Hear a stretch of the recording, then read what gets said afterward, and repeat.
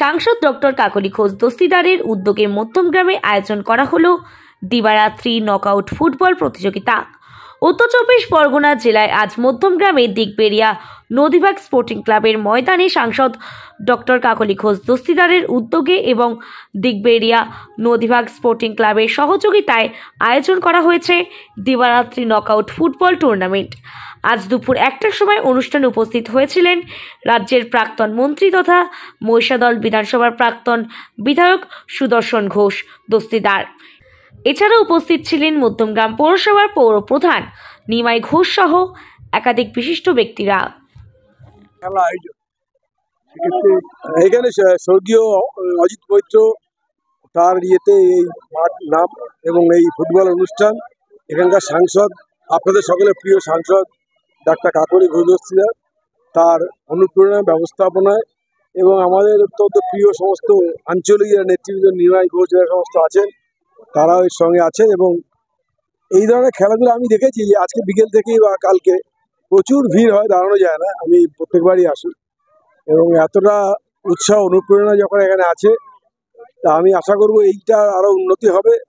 এই খেলাধুলার মধ্য থেকে এখানকার ছেলে মেয়েদের শরীর স্বাস্থ্য তৈরি হবে। আসলে ভালো খেললে বা খেলাধুলোর মধ্যে অন্তত দিনে একটা সময় দিলে স্বাস্থ্য তৈরি হয়।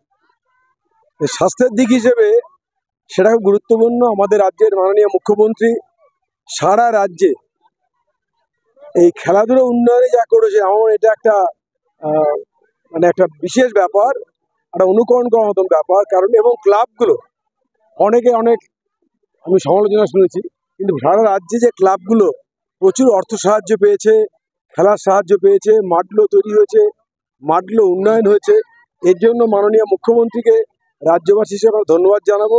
এই ডিএনএস ক্লাবের তরফ থেকে ধন্যবাদ জানাবো এবং আশা করবো এখানে ভালো ফুটবলার তৈরি হবে। এখানে নাজিবুল এই ভারতীয় পর্যায়ের প্লেয়াররা আছে, তাদের দিয়ে কোচিং ক্যাম্পেন করা যেতে পারে। যদি আপনারা করেন তাতে আমাদের যে কোনো সাহায্য করা থাকে আমরা করবো, যে ওদের দিয়ে অন্তত মাসে একটা করে ক্যাম্প করা যেতে পারে। এত ভালো মাঠ, একদম ক্লাস ওয়ান মাঠ। এবং এখানে নাজিবুল আমি দেখলাম আজকে এসছে, ওদের দিয়ে আপনারা বাচ্চাদের জন্য বা স্কুল গোয়িং যারা তাদের জন্য একটা কোচিং ক্যাম্প করলে ভালো হয়। এতে যদি কোনো সাহায্য লাগে সেটা আমরা দেখবো কি করা যায়, সবাই মিলে করলে হয়ে যাবে।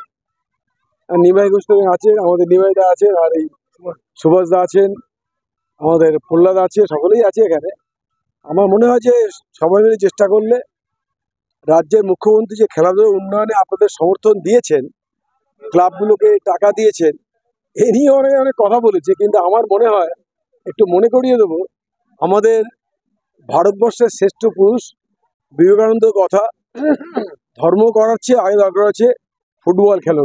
অর্থাৎ ফুটবল খেলে এত শরীর ভালো হয়, ক্রিকেটে হয় না। ফুটবল হচ্ছে গিয়ে পায়ের মাসেল, শরীরের মাসেল স্মার্টনেস এবং স্বাস্থ্য তৈরি করার জন্য ফুটবল খুব জরুরি। অর্থাৎ বিবেকানন্দের কথাই বলি, গীতা পড়ার চেয়ে ফুটবলের গুরুত্ব বেশি। আমরা সবাই মিলে ফুটবল খেলি, ফুটবলকে আমরা অনুপ্রেরণা দিই, ফুটবলকে সমর্থন দিই। সঙ্গে রাজ্য আছে এবং এখানকার আঞ্চলিক যারা সংগঠক আছেন, জেলা পরিষদ বা মিউনিসিপ্যালিটি বা পঞ্চায়েত সমিতি যারা আছেন তারা সাহায্য করবেন। আমার